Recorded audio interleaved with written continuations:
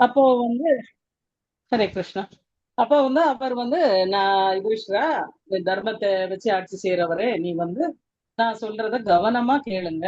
இது வந்து ரொம்ப மிக முக்கியமான இது வந்து ஏன்னா வந்து பாவங்களை போக்கக்கூடியது. இது வந்து பாவங்களை போக்கக்கூடிய ஆஹ் அஹ் ஏகாதசி, இந்த காமிகா ஏகாதசி. அதனால இந்த ஏகாதசி வந்து நான் கவனமா கேளுங்க அப்படின்னு சொல்றாரு. அப்ப அவர் வந்து பணிவன்போட கேட்கிறாரு பகவான் கிருஷ்ணர்கிட்ட. அப்ப கிருஷ்ணர் சொல்றாரு, உம் பரமபுருஷ பகவான் ஆகிய கிருஷ்ணரே, சிரவண மாதம் தேய்பிரை ஏகாதசி மகிமைகளை உங்களிடமிருந்து கேட்க விருப்பப்படுகிறேன். என் மீது கருணை காட்டி அதன் மகிமைகளை விளக்குவீராக அப்படிங்கிறாரு. இப்ப பகவான் கிருஷ்ணர், ஓ மன்னரே, எல்லா பாவங்களையும் போக்கும் இந்த நாளில் மங்களகரமான தாக்கத்தை நான் விவரிக்கிறேன், கவனமா கேளுங்க. நாரத முனிவர் ஒரு தடவை அவரோட தந்தையாரான பிரம்மதேவர்கிட்ட இதே விஷயத்த பத்தி கேட்கிறாரு. அத வந்து நீங்க கவனமா கேளுங்க அப்படின்னு சொல்றாங்க. அப்ப அவர் கேட்கும்போது அவர் சொல்றாரு பிரம்மதேவர்கிட்ட, நாரதர் போய் தாமரையே அரியணையா ஆக்கி உட்கார்ந்து இருக்கிற எனது தந்தையே, இந்த காமிகா ஏகாதசியோட மகிமையை சொல்லுங்க அப்படின்னு கேக்குறாங்க. அப்ப அவர் சொல்றாரு, அன்பு மகனே நாரதா, நீ வந்து உன்னுடைய நலனுக்காக இல்ல, மனித குல அனைத்தின் நன்மைக்காக நீ விரும்புற காமிகா ஏகாதசியோட மகிமையை நான் மகிழ்ச்சியோட சொல்றேன் கேளு அப்படின்னு சொல்லிட்டு, இதோட முதல் மகிமையே காதால கேட்கிறவங்களுக்கு அஸ்வமேத யாகம் செய்த பலன் கிடைக்கும் அப்படின்னு சொல்றாரு. அப்ப இதுல வந்து கும்பிட வேண்டிய தெய்வம் என்ன, கும்பிட டேட் டைம் என்ன அப்படின்னு சொல்லும் போது, இந்த தடவை வந்து நமக்கு காலையில, இன்னைக்கு காலையில 6:07 இருந்து நாளைக்கு காலையில 8:03 முடியுது அந்த டைம். கும்பிடக்கூடிய கடவுள் யாருன்னா, சங்கு, சக்கரம், கதை மற்றும் தாமரையை கையில் ஏந்தியவரும் ஸ்ரீதரர், ஹரி, விஷ்ணு, மாதவா, மதுசூதனா, நாராயணா என்று அழைக்கப்படுற 4 கரங்களுடைய கதாதர பெருமாளோட தாமரை திருவடிகளை வழிபட்டு தியானிப்பவர். பால் தரும் பசுவை அது கன்றோட அதுக்கு தீவனத்தோட தானம் செய்த புண்ணிய பலன் கிடைக்குது அப்படிங்கிறாரு. நிறைய பலன் இருக்கு. ஸ்ரீதர தேவரான விஷ்ணுவை வழிபடுபவர் யாராயினும் இன்னைக்கு வழிபட்டா தேவர்கள், கந்தர்வர்கள், பன்னகர்கள், நாகர்கள் எல்லாரோடையும் போற்றப்படுவாங்க அப்படிங்கிறாங்க.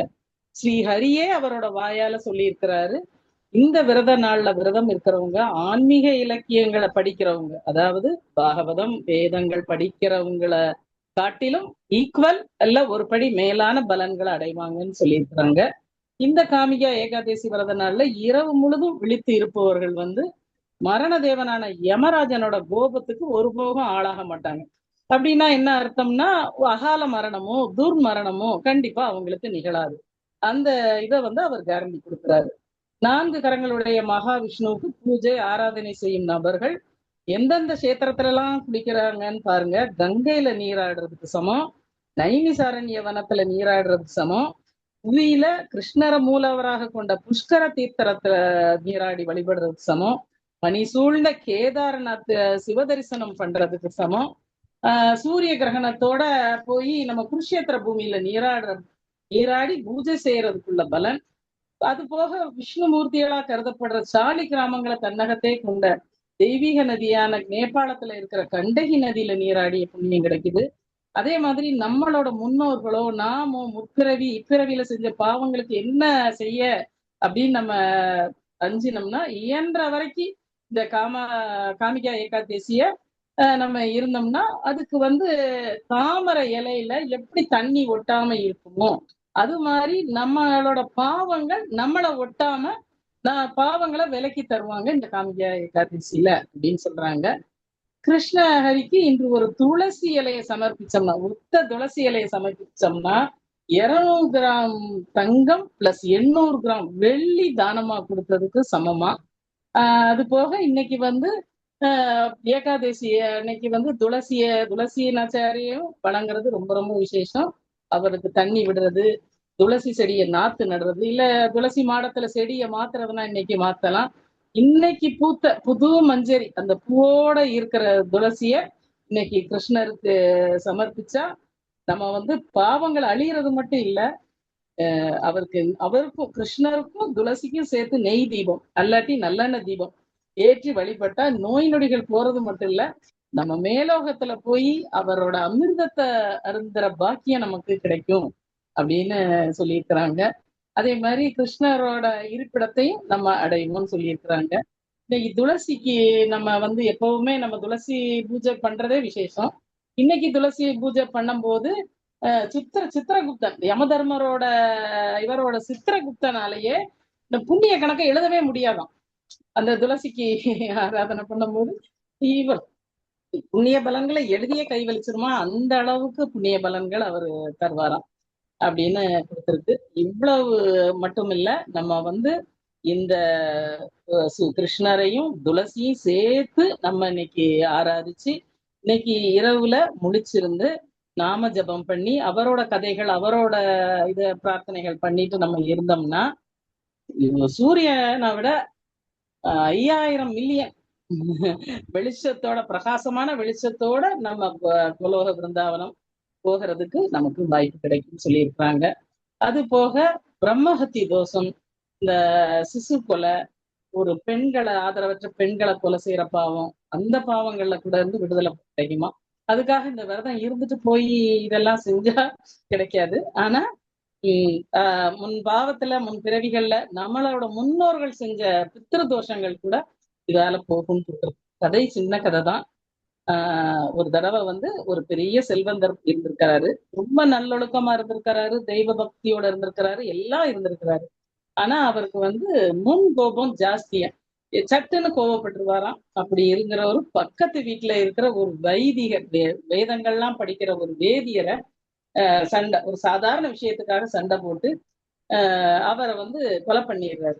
அப்ப கொலை பண்ண உடனே அவருக்கு அதுக்கப்புறம் அவர் நல்லவர் தானே, அதனால அவர் தெளிஞ்சு ஐயோ நம்ம இப்படி ஒரு பாவத்தை பண்ணிட்டோமே அப்படின்னு ரொம்ப மன கஷ்டப்படுறாரு. அதே சமயம் அவர் செஞ்ச அந்த பிரம்மஹத்தி தோஷம், ஒரு பிராமணரை கொண்ட தோஷத்துல அவரோட சொத்துக்கள் அவரை விட்டு போயிருது, உறவினர்கள் போயிடுறாங்க, எல்லாம் போய் அனாதை ஆயிடுறாரு. அப்ப ரொம்ப இதா இருக்கும்போது அவர் நல்லா இருக்கும்போது அவருக்கு பூஜையில எல்லாம் கூட்டிட்டு வந்த ரிஷிகள் மகர் அவங்ககிட்ட எல்லாம் கேட்கிறாரு, நான் இப்படி பண்ணிட்டேன்னு தெரியாம என்ன செய்ய அப்படின்னு. அப்ப இந்த காமிகா முறைப்படி இருங்க, இந்த காமிகா ஏகாதசிய முறைப்படி இருந்தீங்கன்னா உங்களுக்கு அதுக்கு ஒரு சிறந்த பலன் கிடைக்கும் சொன்னாங்களாம். அந்த பித்திர தோஷம், அந்த பிரம்மஹத்தி தோஷம் விலகுன்னு சொன்னாங்களாம்.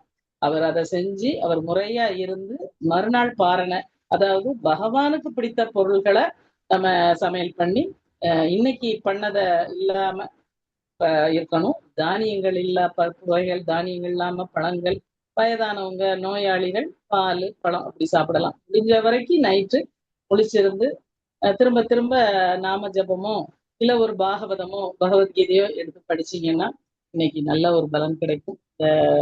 இத எடுத்து சொல்றதுக்கு வாய்ப்பு கொடுத்ததுக்கு ரொம்ப நன்றி. ஹரே கிருஷ்ணன்.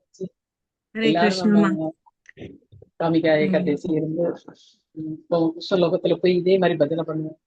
கண்டிப்பா மாதாஜி, ரொம்ப சந்தோஷம், ரொம்ப அழகா சொன்னீங்க மாதாஜி. ரொம்ப நன்றி. காமிகை ஏகாதசியின் பலன்கள், நம்ம பலன்கள் கதை எல்லாமே ரொம்ப அருமையா சொன்னீங்க. இது உங்களுடைய என்ன சொல்றது, ஸ்ரத்தையான உங்க முயற்சியை இது தெரியுது. இதுதான் பகவானுக்கு பிரீத்தி கொடுக்கும் மாதாஜி. நம்மளுடைய கைங்கரியம் செய்வதற்காக நாம் எடுத்துக்கொள்கிற முயற்சி, அதுக்குதான் பகவான் மிகுந்த ஆனந்தம் அடைவான். சோ அவரோட பூரண அந்த துளசி, அந்த மஞ்சரியோட இருக்கிற துளசி இன்னைக்கு ஏகாதசியில பறிக்க கூடாது இல்லையா, அதனால நேற்று சாயங்காலம் பறிச்சு லேசா தண்ணியில வச்சு ஃப்ரிட்ஜ்ல வச்சுட்டேன். அது அப்படி இருக்குது. துளசிக்கும் அதே மாதிரி இன்னைக்கு காலையிலேயே இப்ப பண்ணியாச்சு. அது எரிஞ்சுக்கிட்டே இருக்கிற மாதிரி துளசி வச்சிருக்கு. தேங்காய் எண்ணெய், நெல்லெண்ணெய் அல்லது நெய் விளக்கு ஏத்தலான்னு இருக்காங்க. துளசி செடி யாரெல்லாம் வச்சிருக்காங்களோ நம்ம பண்ணுவோம். என்ன மாதாஜி? ஹரே கிருஷ்ணன். கண்டிப்பா கண்டிப்பா மாதாஜி, கரெக்ட். ரொம்ப சந்தோஷம் மாதாஜி. ஹரே கிருஷ்ணா. சரி, இன்னைக்கு ஏகாதசி முன்னிட்டு நம்ம ஏகாதசி மகாத்மியம் கேட்டோம். பொதுவாக எப்போதும் போல நமக்கு ஒரு ஒரு கருத்தை பற்றி நாம சிந்திப்பது வழக்கம். அதுக்கு தகுந்தா போல இன்னைக்கு நாம என்ன இது பார்க்க போறோம் அப்படின்னா, என்ன தலைப்புல நாம் செய்தி பார்க்க போறோம் அப்படின்னா, ஆஹ் அது நான் என்ன தமிழ்ல அதுக்கு என்ன டைட்டில் கொடுத்திருந்தேன்,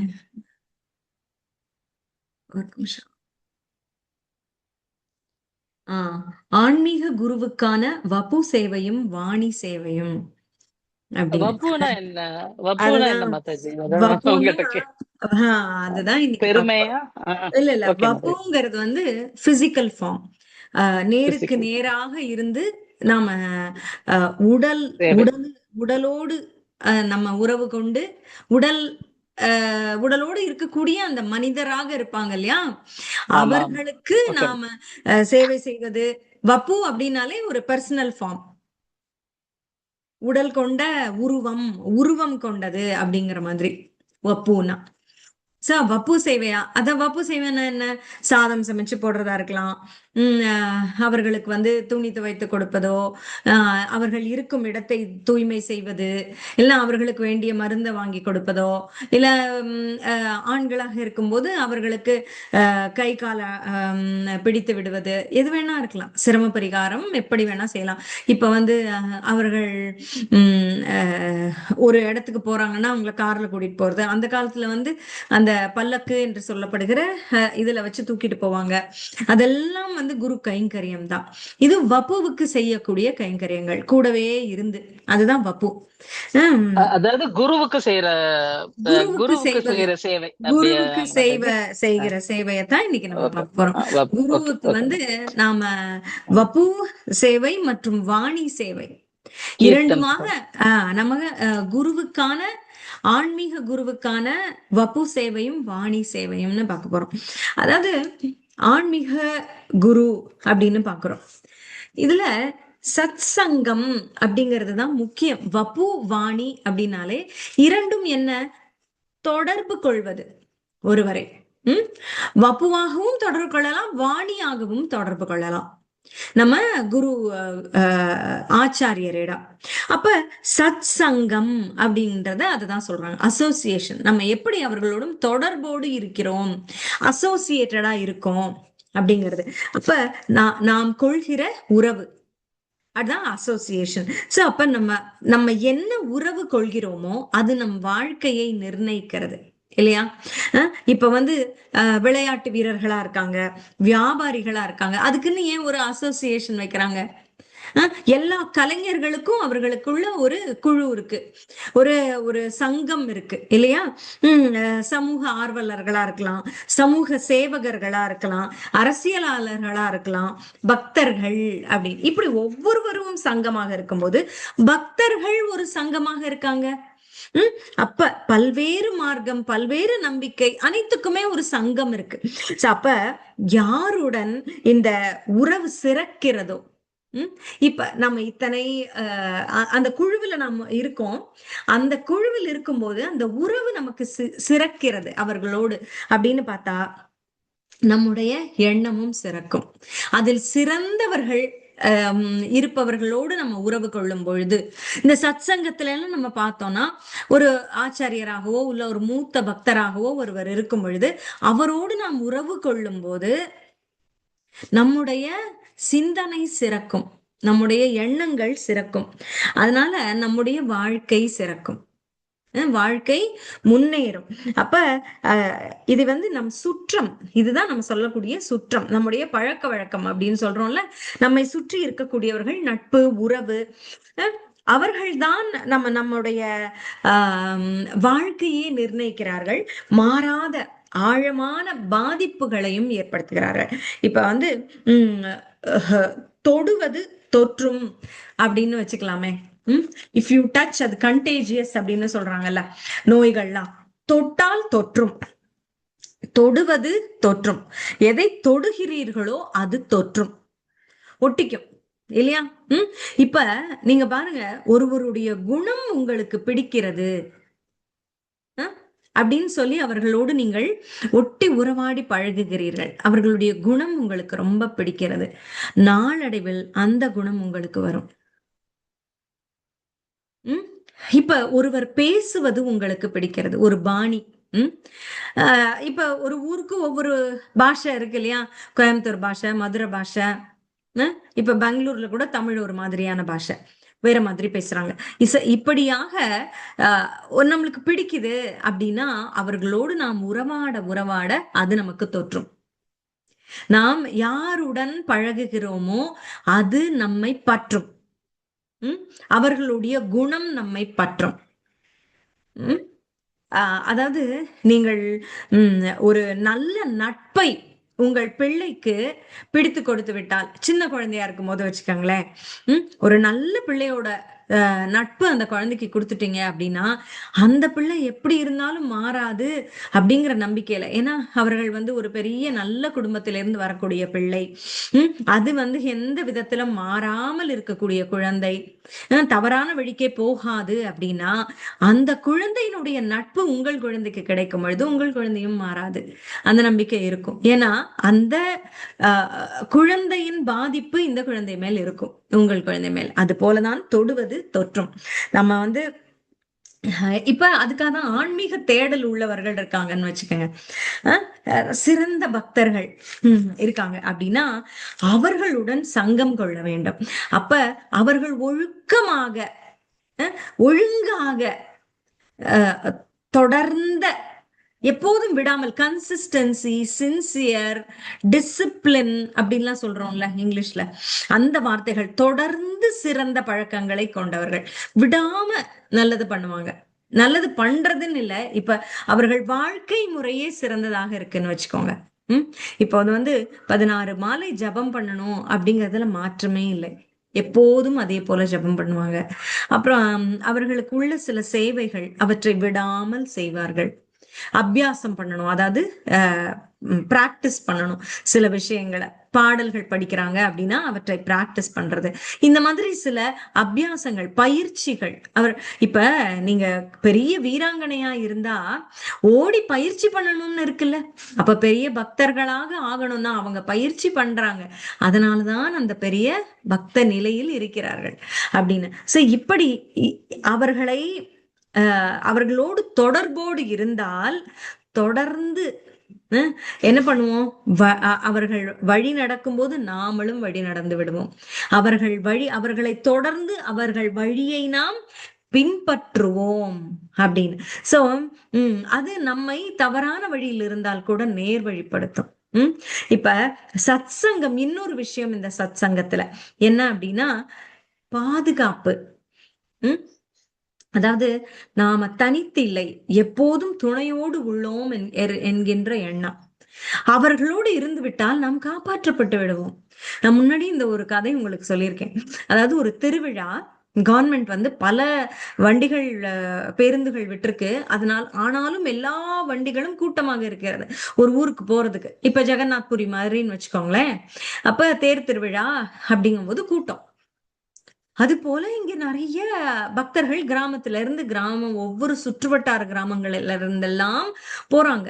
அப்ப நம்முடைய இந்த பேசுறவங்க என்ன பண்றாங்க, இந்த கதையில இருக்கக்கூடிய கதை நாயகன் பாக்குறாரு, பஸ்ஸா துண்டு போடலான்னு பார்த்தா அங்க ஜன்னல் வழியெல்லாம் ஏறி குளிக்கிறாங்க, பஸ்ஸுக்கு இடமே இல்ல, பிடிக்கவே முடியல, என்னடா பண்றது, போய் முண்டி முண்டி முண்டி அடிச்சு நிக்கிறாரு, முடியவே இல்லை. அப்புறம் என்ன பண்றாரு, சரி அந்த இருவர், இந்த கதை நாயகர்கள் இருவர், ஒரு ஃப்ரெண்ட்ஸ் 2 பேர் போகணும்னு நினைக்கிறாங்க. எவ்வளவோ முயற்சி பண்றாங்க, இவரும் போறாரு, நான் அந்த பக்கத்துல ஏற பாக்குறேன், நீ இந்த பக்கத்துல ஏறப்பாரு அப்படின்னு சொல்றாங்க, நீ போனா எனக்கு சீட்டு போடு அப்படிங்கிறாங்க. அங்க ஃபுட்போர்ட்ல நிக்க கூட இடம் இல்லாம இப்படியே போயிட்டு இருக்கு. அப்ப என்ன பண்றாங்க, ஒரு தடவை சரி நம்ம முயற்சியை விடுவோம், என்ன பண்ணலாம், நம்முடைய கழுத்தில் தொங்குகிற துண்டு, தலை முண்டாசு அனைத்தையும் எடுத்து இடுப்பில் கட்டிக்கொள்கிறார்கள். கட்டிக்கொண்டு கையையும் கட்டிக்கொண்டு கூட்டத்தின் நடுவே நின்று விடுகிறார்கள். முயற்சி பண்ணல முண்டி அடிச்சுக்கிட்டு ஏறுறதுக்கு, ஆனா அந்த கூட்டத்துக்குள் உள்ளே சென்று நின்று விடுகிறார்கள்.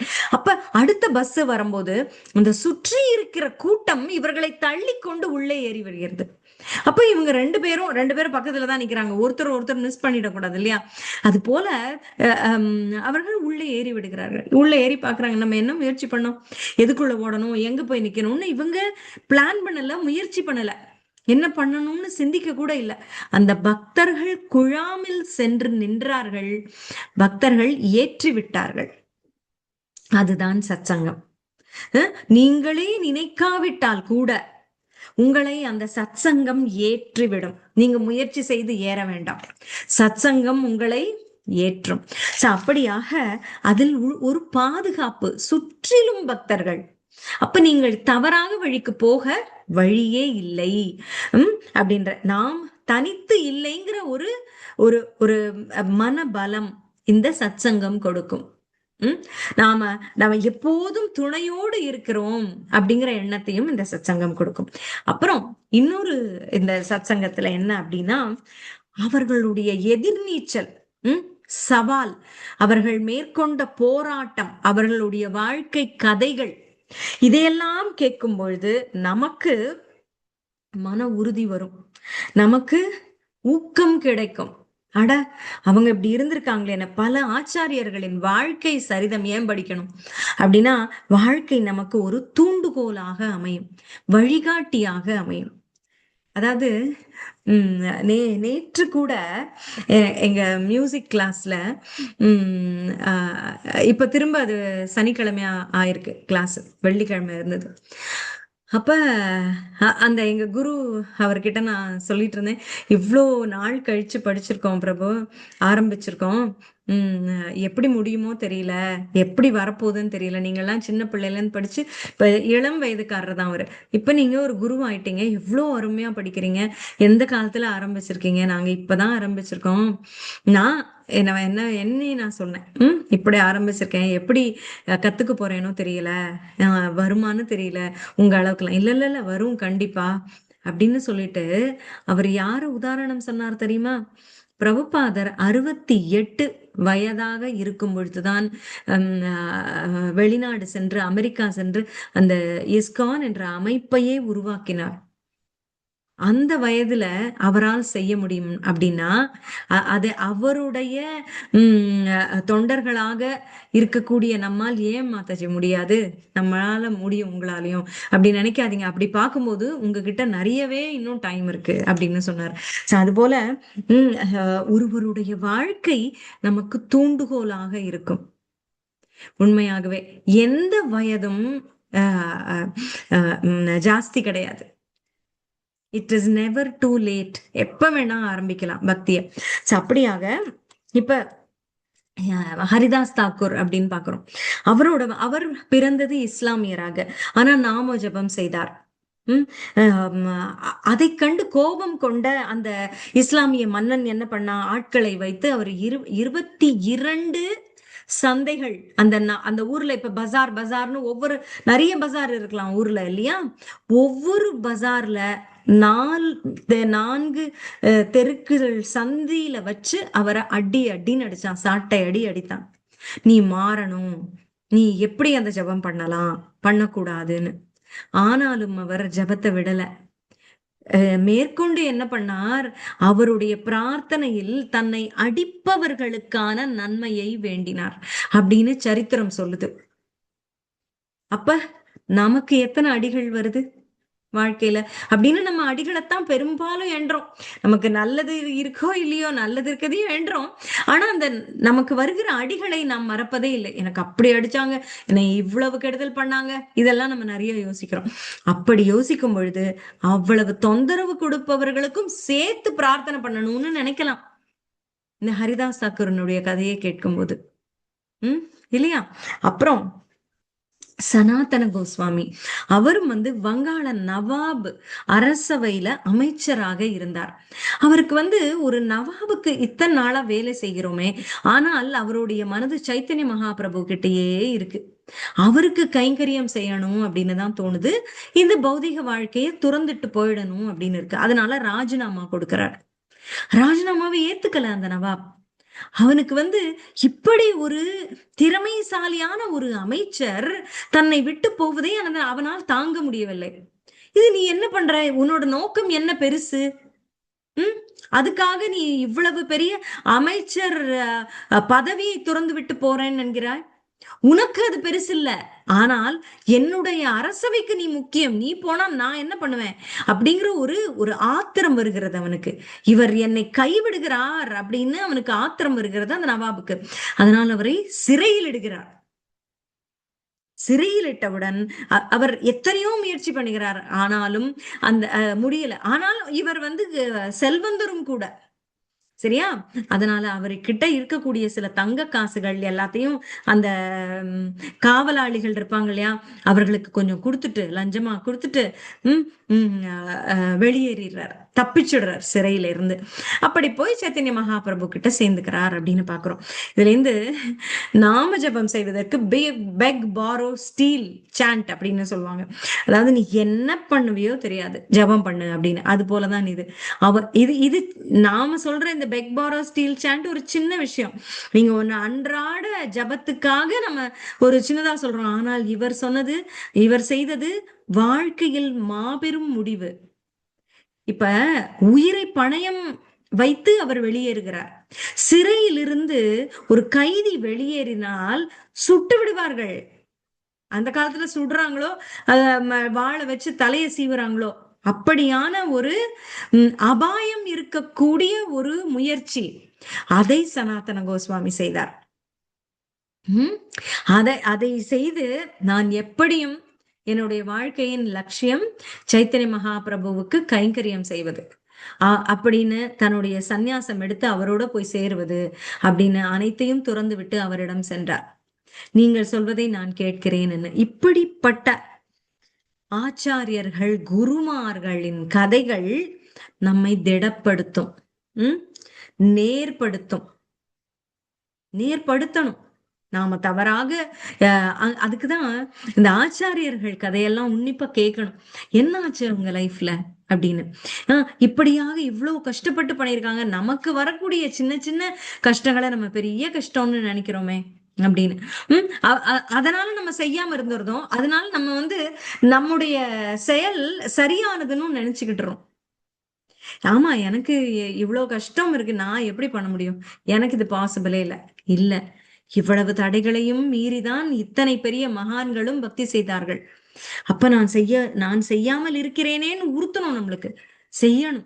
அதுதான் சங்கம் என்பது நேரடியான, நேருக்கு நேரான உடல்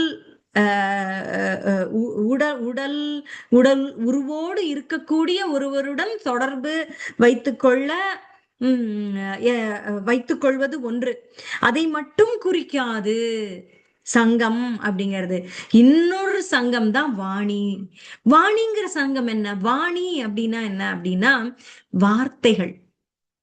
அவர்களுடைய இங்கு குருமார்கள் சம்பந்தமாக வாணி அப்படின்னோம்னா அவர்களுடைய அறிவுரைகள், அவர்களுடைய வழிகாட்டுதல்கள், அவங்க சொன்ன விஷயங்கள், அதுதான் இந்த வாணி அப்படிங்கிறது. வபு என்பது உடல் ரீதியாக நேருக்கு நேராக உள்ள சம்பந்தம். இப்ப வந்து நான் நீங்க உங்க வீட்டுக்கு நான் வர்றேன் அப்படின்னா நீங்க எனக்கு வந்து சாப்பாடு போடுறீங்க, அப்புறம் எனக்கு வந்து பஸ் ஸ்டாண்ட்ல வந்து கூட்டிக்கிறீங்க, திரும்ப கொண்டு வந்து என்ன ட்ரெயினுக்கு விடுறீங்க.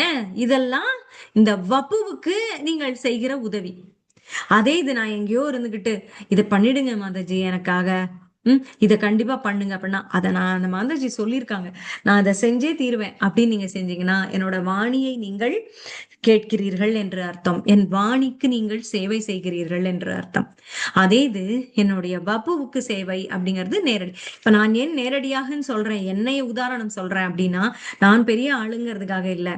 அதாவது இப்ப நம்ம சொல்கிற பிரபுபாதரோ நம்முடைய குருமார்களுக்கோ நாம் வப்பு சேவை செய்வதற்கு கிடைப்பதில்லை, மிக அரிது. அவர்களுக்கு எங்கிருந்து நாம் நேரடியாக சேவை செய்ய முடியுமா? எவ்வளவோ பேர் இருக்காங்க நமக்கு முன்னாடி, அவருக்கு சேவை செய்ய காத்து கிடக்கிறார்கள். நமக்கு அந்த சேவை கிடைப்பது அரிது. ஆனால் எல்லாராலும் முடிந்தது என்ன அப்படின்னா அவர்களுடைய வாணிக்கு செய்யக்கூடிய சேவை. அவர்கள் சொல்வது அனைவரையும் சென்றடைகிறது. அதனுடைய தொடர்பில் நாம் வர முடியும். வாணியின் தொடர்பு எப்போது வேண்டாம்? வாணியின் சங்கம் எப்போதும் கிட்டும். வப்பு சங்கம் தான் கிடைப்பது கடினம். புரியுதா? நேரடியான சங்கம் கிடைப்பது கடினம். ஆனால் அந்த வாணியினுடைய சங்கம் எதை கிளிக் பண்ணாலும் கிடைக்குது. குரு மகாராஜோட ஸ்பீச் கேட்கணுமா நீங்க? அதுக்கு ஆப் இருக்கு, யூடியூப் சேனல் இருக்கு, வெப்சைட்ஸ் இருக்கு, வாட்ஸ்அப்ல எல்லாரும் ஃபார்வர்ட் பண்றாங்க, சின்ன கிளிப்ஸா இருக்கு. உங்க நேரத்துக்கு தகுந்த மாதிரி 3 நிமிஷத்துக்கும் கேட்கலாம், 10 நிமிஷத்துக்கு கேட்கலாம், 20 நிமிஷத்துக்கு கேட்கலாம், 1 மணி நேரம் ஸ்பீச்சும் கேட்கலாம். பிரபுபாதரோடதும் அப்படிதான். இப்ப எல்லாம் வந்துருச்சு. அப்புறம் ஒரே ஒரு பேசேஜ் மட்டும் இருக்கிற மாதிரி எவ்ரிடே தாட்ஸ் அப்படின்னும் வருது. சரி, இப்படியாக அவர்களுடைய வாணி, அவர்களுடைய பேச்சு, அவர்களுடைய வார்த்தைகள், அதான் அந்த அறிவுரைகளை கடைபிடிப்பதும் சங்கம்தான். அதை நெஞ்சோடு வாங்கிக் கொள்வது, ஏற்றுக்கொள்வது, அதை அரவணைத்து அந்த வார்த்தைகளுக்கு மதிப்பு கொடுக்கிறோம் பாத்தீங்களா? அதுவும் சங்கம், அதுவும் தொடர்புதான். ஆனால் வப்பு இருந்து வாணி இல்ல, வாணியின் தொடர்பு வப்பு தொடர்புலதான் இருக்கீங்க. குரு மகாராஜ் எங்க ஊர்ல இருக்காரோ, எந்த கட்டிடத்தில் எந்த வீட்டில் இருக்கிறார்களோ அங்கே நீங்கள் இருக்கிறீர்கள். அவருக்கான எல்லா சேவையும் செய்றீங்க, வப்பு சேவை எல்லாம் செய்றீங்க. ஆனா வாணி மட்டும் நீங்க செய்யவே இல்லை. எது அவரு சொல்றாரோ அதெல்லாம் கடைபிடிக்கிறது இல்ல. அப்படின்னா அது தவறு. அதே இது பாருங்க, வப்பு இல்லவே இல்லை உங்களுக்கு. நேரடியா தொடர்பு கொள்ள பார்க்க கூட வாய்ப்பு இல்லை. எங்க போய் சேவை செய்வீங்க? ஆனால் வாணி சேவைய ரொம்ப துரிதமா கரெக்டா செஞ்சுட்டு இருக்கீங்க, ஒழுக்கமா செய்றீங்க. அப்படின்னா அதுதான் பெட்டர். சோ வெறும் வாணி இருந்தால் கூட, வப்பு இல்லாமல் வெறும் வாணி இருந்தால் கூட போதுமானது. அதான் சிறந்த முன்னேற்றம் தரக்கூடியது ஆன்மீக வாழ்க்கையில அப்படின்னு சொல்றாங்க. வெறும் வப்பு மட்டும் இருந்து வாணி இல்லை அப்படின்னா அதனால ஒரு முன்னேற்றம் இருக்குமா அப்படின்னு சொல்வதற்கில்லை. ஆனால் வப்புவே இல்லாம வாணி மட்டும் அருமையாக இருக்கு அப்படின்னா முன்னேற்றம் பன்மடங்காக இருக்கும்.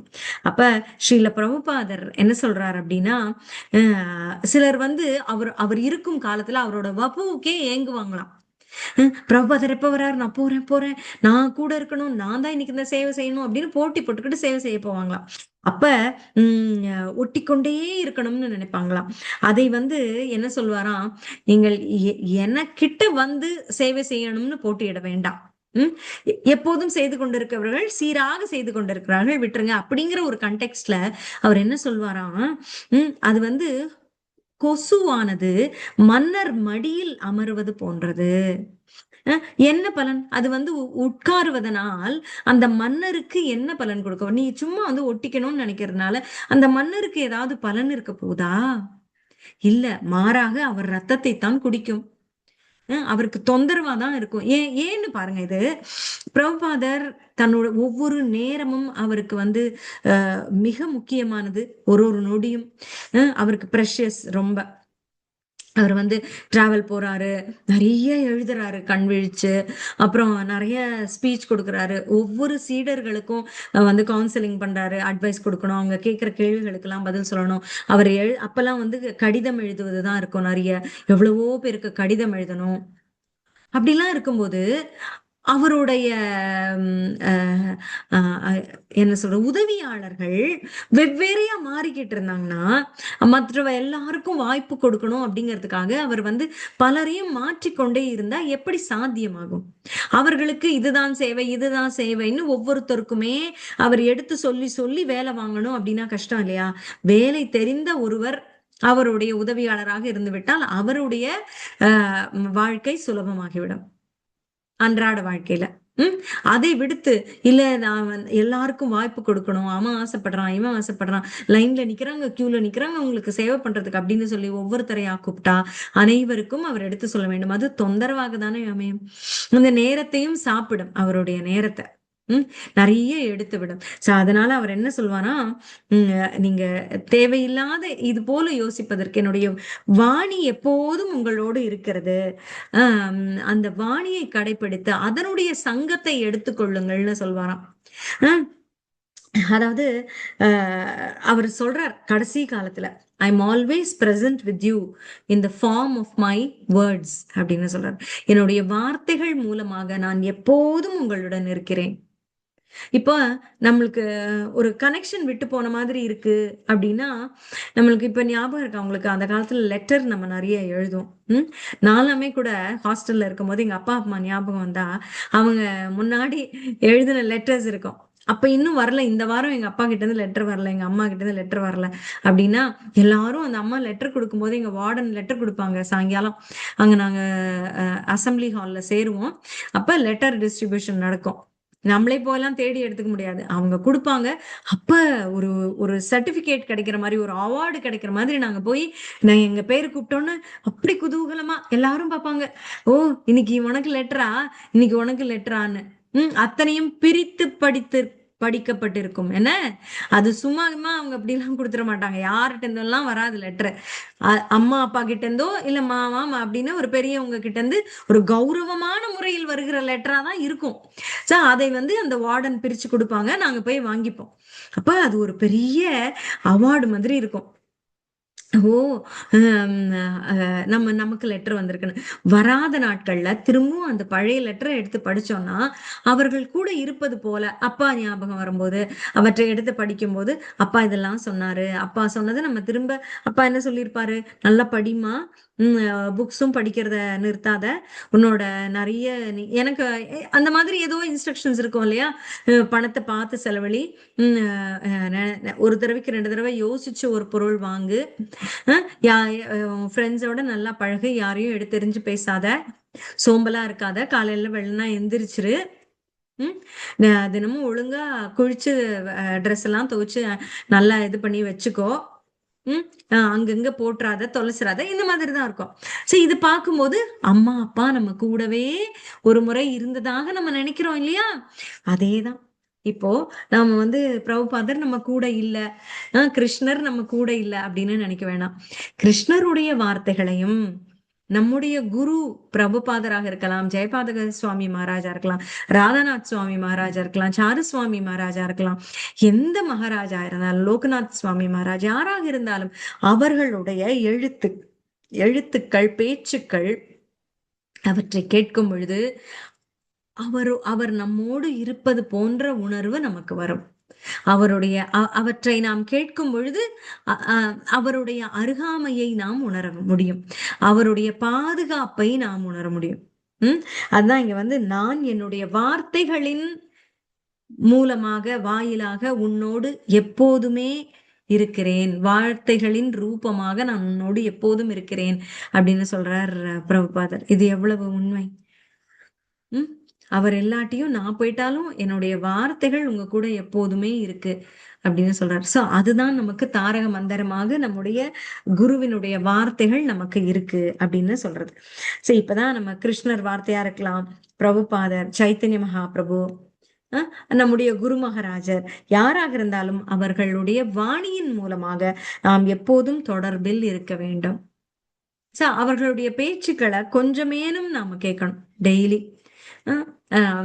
அதாவது இப்போ நீங்க பாத்தீங்கன்னா ஒரு ஸ்டைல் இருக்கு ஒரு ஒரு குருவுக்கு. இப்ப ஒரு கலை கற்றுக்கிறோம், இப்ப அந்த தஞ்சாவூர் பெயிண்டிங் கத்து கொடுக்குறாங்க ஒருத்தவங்க, சில ஏதோ டிராயிங்ஸுக்கு இருக்கு, மியூசிக் இருக்கு, எல்லாமே.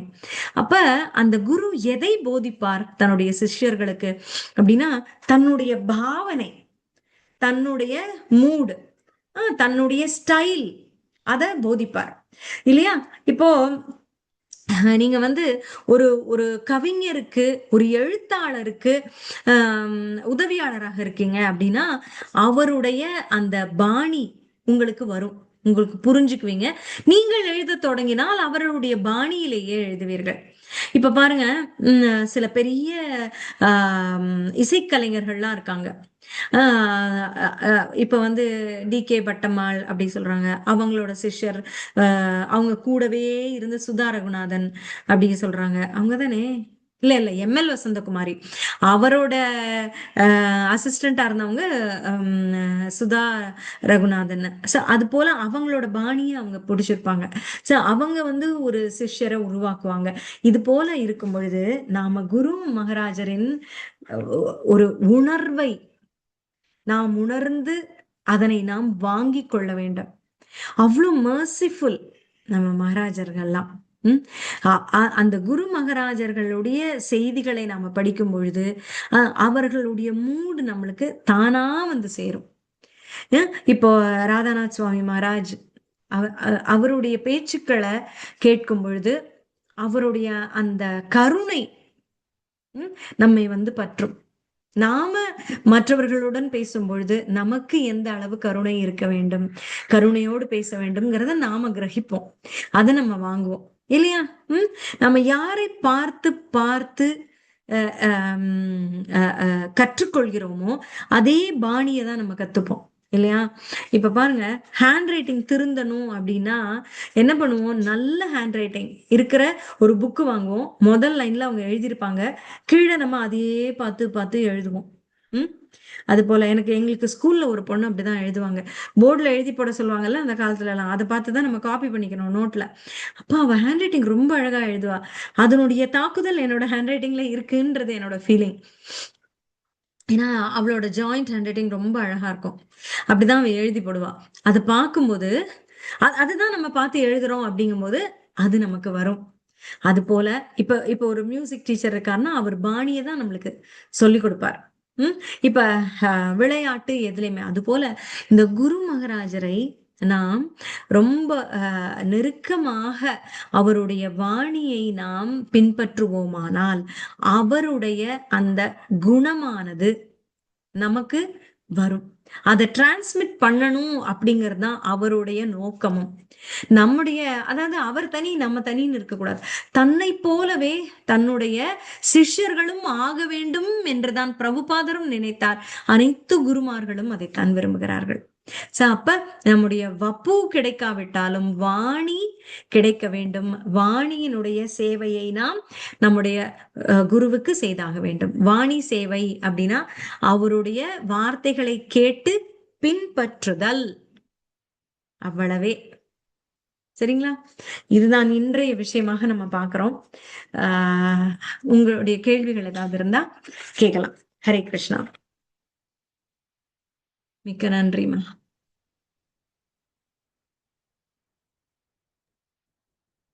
வப்பு சேவை கிடைக்காட்டா கூட வாணி சேவையால நம்ம இன்னைக்கு வரைக்கும் சில பிரபுபாதர், நான் வந்து 16 ரவுண்டு சாண்ட் பண்ணுவேன் மாதாஜி. பீட்ஸை வச்சு இல்ல, பிரபுபாதரோட சேர்ந்துதான் பண்ணுவேன். அவரோட இதை போட்டு காதுல வச்சுட்டு நானும் கூடயே சேர்ந்து பண்ணுவேன். அதுக்கப்புறம் பீட்ஸ் வச்சு நான் வந்து 4 தடவையா 8 தடவையா நான் இப்ப ப்ராமிஸ் பண்ணிருக்கேன் இல்லையா, அந்த 4 தடவை தனியா பீட்ஸ் வச்சு பண்ணுவேன். ஆனா அந்த 16 பண்றது வந்து காதுல மாட்டி இருக்கும் பட்ஸ். நான் அவர் இதை போட்டு நைட்டி பாக்கெட்லயோ இல்ல சாரியில உள்ளேயோ சொருவிட்டு கூடயே சொல்லிக்கிட்டே எல்லா வேலையும் பார்ப்பேன். அப்ப இப்பவும் நீங்க சொல்ற மாதிரி அவரோட வார்த்தைகள், அவரோட குரலை கேட்டு அது வந்து ரொம்ப ஈஸியா இருக்கும் மாதாஜி. நம்ம ஒன்னனையா என்றதை விட அவர் வந்து நடந்துகிட்டே சொல்லுவாரு. இந்த சைடு திரும்பி அவரையும் பார்த்துக்கிட்டே நம்ம சொல்லும் போது அதுக்குள்ள நமக்கு 16 ரவுண்டு முடிஞ்சிருச்சா, 2 மணி நேரம் ஆன மாதிரியே தெரியலையே அப்படிங்கிற மாதிரி இருக்கும். அது வந்து நீங்க சொன்னதுல ரொம்ப அது வந்து டெக்னாலஜில அப்படி ஒரு சிஸ்டம் நமக்கு இருக்கு மாதாஜி. ஆனா என்ன வந்து விதிக்கப்பட்டிருக்கு நம்மளுக்கு, நீங்க கேட்டீங்கன்னு வச்சுக்கோங்க, என்ன சொல்லுவாங்கன்னா நம்முடைய மாலையை கொண்டு நாம் வந்து 16 ஜபம் பண்றதுதான் கணக்கு. அதான் இப்ப வந்து நான் பண்றேன் இல்லையா, 4 வந்து நான் வந்து ப்ராமிஸ் பண்ணிட்டு பண்றேன் இல்லையா, அத வந்து பீட்ஸ் வச்சு பண்றேன். இந்த 16 மாலை வந்து அவரோட சேர்ந்து பண்ற மாதிரி எனக்கு ஒரு ஃபீலிங். சரி, அப்ப வந்து நீங்க என்ன பண்ணலாம்னா அந்த உங்க அபிஷியல் நம்பர் ஆஃப் ரவுண்ட்ஸ் நீங்க பண்றத பீட்ஸ்லயே கண்டினியூ பண்ணுங்க. அத நீங்க காலையில நான் ஒரு 5க்குலாம் எந்திரிக்கிறேன்னா 4:30 என்னோட வேலைகளை முடிச்சுட்டு ஒரு 5 மணிக்கு இருந்தேன்னா நம்ம 6:30 கிளாஸ் வரைக்கும் ஏதாவது எழுதுவேன். இல்லாட்டி 4 ரவுண்ட் பண்ணிடுவேன். பண்ணிட்டு ஏதாவது ஹரே கிருஷ்ணா ஹரே ராமாவே எழுதுவேன், நோட்ல எழுதுவேன். அப்படி சொல்லிக்கிட்டே அது ஒரு நாளைக்கு எத்தனை தடவை 108 தடவையோ ஏதோ அது மாதிரி எழுதுவேன். எவ்வளவு முடியுதோ அப்படி எழுதுவேன். அப்பெல்லாம் கிளாஸ் ஆரம்பிச்சுட்டா அப்புறம் கிளாஸை கவனிக்க ஆரம்பிச்சிருவேன். மத்த நேரங்கள் இருக்கு பாத்தீங்களா, மத்த நேரங்கள்ல நான் படம் வரைவேன், ஏதாவது அந்நேரம் அவர் இதை போட்டுட்டு அவர் கூட சொல்லிக்கிட்டே இருப்பேன். அது வந்து 16 ரவுண்டு எப்படி பண்ணணும்னே நமக்கு தெரியாது. அந்த அளவுக்கு அது கரெக்ட் உம் மாதாஜி. அது ஒரு அது ஒரு ரைட்டு. மாதிரி வித்தியாசமான ஒரு ம் இது. ஆனா பீட்ஸ் பண்ணுவேன் மாதாஜி. காலையில ம் எந்திரிச்சதும் ம் முகங்கழுவி நம்ம எல்லா வேலையும் முடிச்சுட்டு நான் வந்து பண்றது வந்து பீட்ஸ் வச்சுதான் பண்ணுவேன். ம் ஆனா ஓகே. ப்ரூஃபாதரோடையும் பண்ணுவேன் நான். அந்த அது வந்து எனக்கு பிரபுபாதரோடயே ரொம்ப கூட பிடிக்கும். நீங்க ஆ பீட்ஸ வச்சு பண்ணிடலாம் மாதாஜி.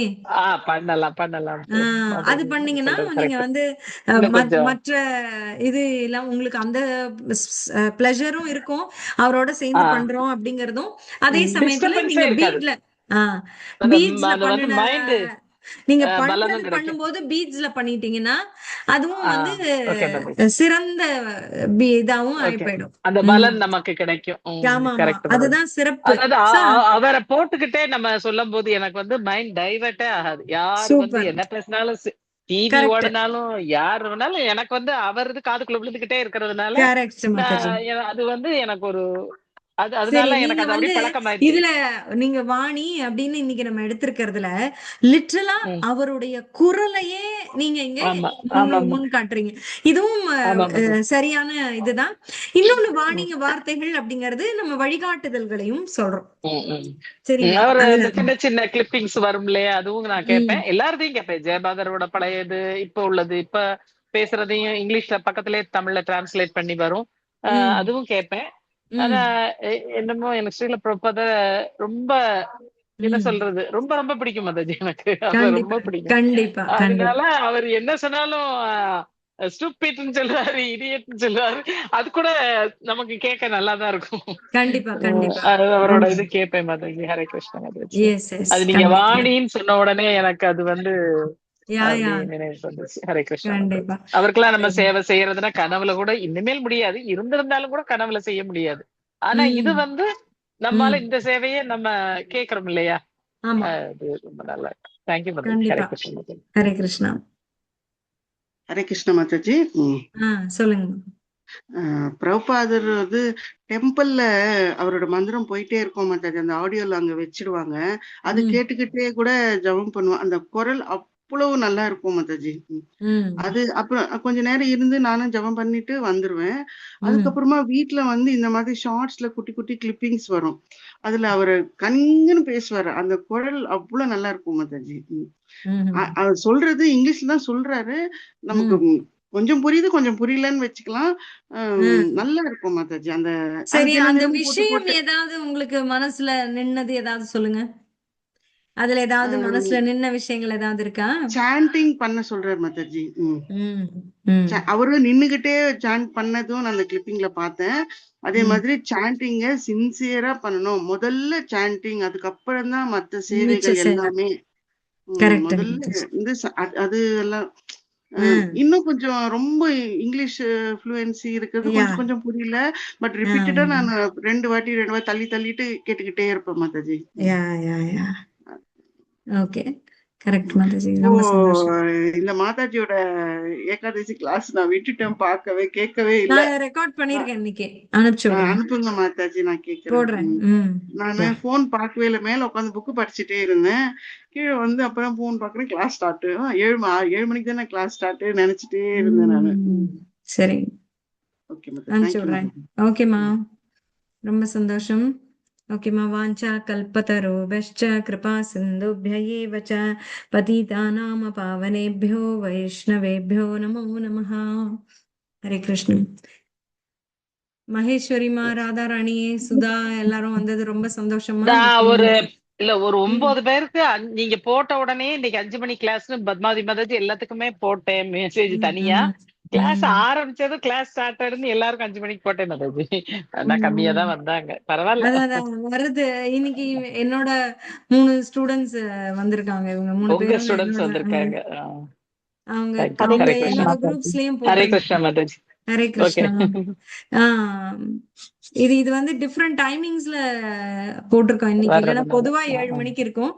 நான் அடுத்த ம். வாரத்துல இருந்துமே என்னோட மிச்ச இதுலயுமே போட்டு விடுறேன். சோ ராதாராணி மாதாஜி, சுதா ரங்கநாதன் மாதாஜி, மகேஸ்வரி மாதாஜி. ஓகே ஆமா மாதாஜி. ஹரே ஆமா. கிருஷ்ணா. ஹரே ஹரே கிருஷ்ணா. கிருஷ்ணா. ஹரே எல்லாருக்கும் கிருஷ்ண வணக்கம். Mataji. Thank you. Hare Krishna. Hare Krishna Mataji. Thanks Mataji. Hare Krishna Mataji. Hare Hare Krishna. Krishna thank you Mataji. Mataji. Thank you Mataji. Thank you.